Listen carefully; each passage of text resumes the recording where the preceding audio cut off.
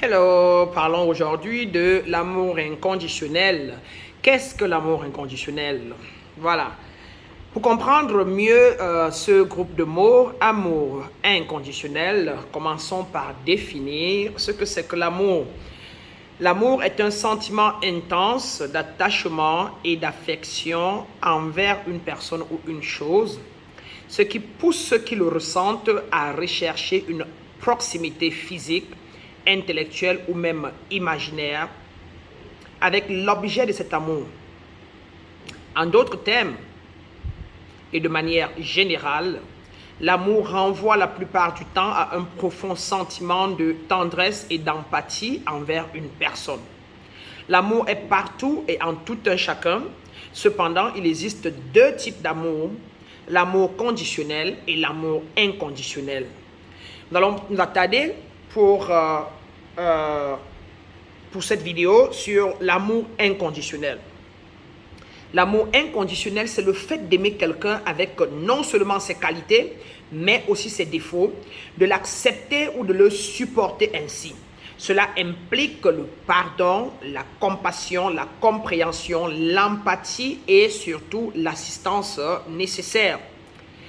L'amour inconditionnel ici s'applique à tout. Aux plantes, aux animaux, pour un être éveillé, il s'agit ici de voir, de reconnaître, d'accepter chaque être dans la nature tel qu'il est ou tel qu'elle est, sans jugement. En revanche, pour pouvoir aimer quelqu'un de façon inconditionnelle, il faudra d'abord s'aimer soi-même de façon inconditionnelle. C'est-à-dire cesser de se critiquer, cesser de se juger, cesser de se nourrir ses complexes, de nourrir ses complexes, effacer le doute et le manque de confiance en soi.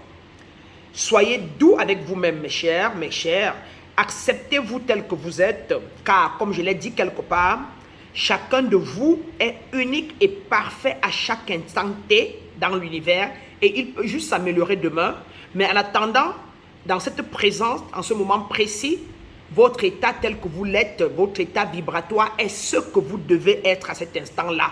Mais vous pouvez devenir quelque chose d'autre demain.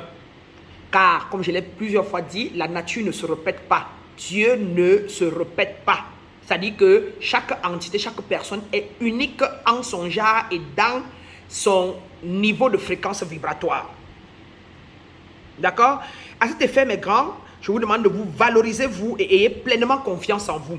Si vous n'avez pas ces qualités, vous ne vous sentez pas ainsi, si vous vous jugez, vous vous critiquez, vous nourrissez vos complexes, vous ne vous acceptez pas tel que vous êtes, il est temps de chercher un coach, il est temps de chercher un guide, il est temps de chercher un conseiller, il est temps de chercher quelqu'un ou quelqu'un qui vous inspire dans la vie et vous accrocher à il, à elle, pour pouvoir développer en vous tous ces sentiments, d'accord? À cet effet, si vous parvenez à vous aimer vous-même, mes grands, mes grandes, sans aucune condition, alors vous pourrez le faire avec quelqu'un d'autre. C'est-à-dire accepter autrui dans son entièreté avec ses défauts et qualités, ne pas le juger, ne pas le condamner, ne pas le convoiter, mais plutôt l'accepter avec toutes ses caractéristiques. Par ailleurs, il faut lâcher son ego pour mieux écouter son âme, car elle seule est capable d'un amour inconditionnel.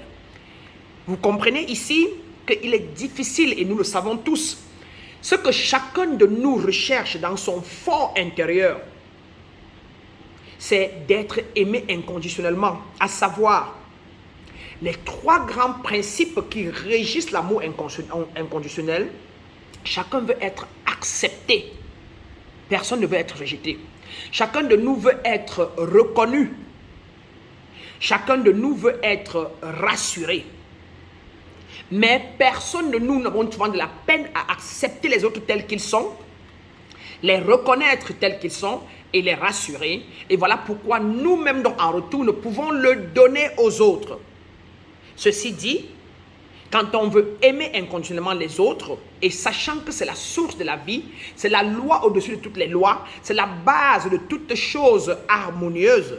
Et si nous sommes donc en désharmonie, nous sommes en déséquilibre, nous ne créons pas ce que nous voulons. Si nous voulons instaurer l'amour inconditionnel en nous dans les 4 aspects de nous, à savoir le mental, l'émotion, le corps physique et le corps. Si nous voulons fusionner ces 4 corps, nous devons rentrer dans l'amour inconditionnel en nous-mêmes et envers les autres, et ainsi nous pourrons retrouver ces équilibres-là, et cela, nous pourrons donc créer en temps opportun de l'esprit à la chair sans traîner ou sans durer.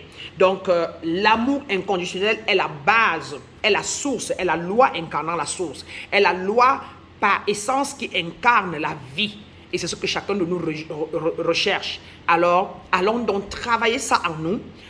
Et comme ça, nous pourrons l'accorder, l'apporter aux autres.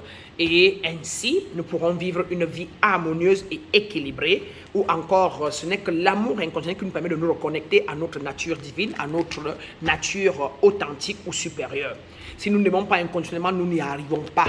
Tous les grands mages, tous les grands sages, tous les grands avatars de ce monde sont passés par l'ouverture du cœur, à savoir laisser activer son âme au plus profond d'elle, afin qu'elle s'exprime dans la chair, qu'elle exprime ce qu'elle est venue faire dans la chair. Et ceci, elle ne peut s'éveiller complètement, elle ne peut s'activer, s'illuminer complètement, que si nous nous ouvrons à la vie. Et nous ouvrir à la vie signifie aimer, s'aimer déjà soi-même sans aucune condition, sans jugement, sans critique, et aimer les autres tels qu'ils sont sans jugement, sans critique, et les considérer car sans elles, nous ne saurons être. D'accord? Donc, pour tout résumer, voilà, je me reconnais amour inconditionnel, et toi, cher aspirant qui écoute cette vidéo, je vois en toi l'amour inconditionnel. À toi de la réveiller, de l'activer et ainsi de l'incarner et surtout de la distiller en toi-même et autour de toi partout où tu es. Et je dis comme ça, une fois encore, Namasté, Ubuntu, et ici pour toi, Maître Brana, guide et conseillère de libération ou d'éveil spirituel ou d'éveil du soi authentique. Bien une chose.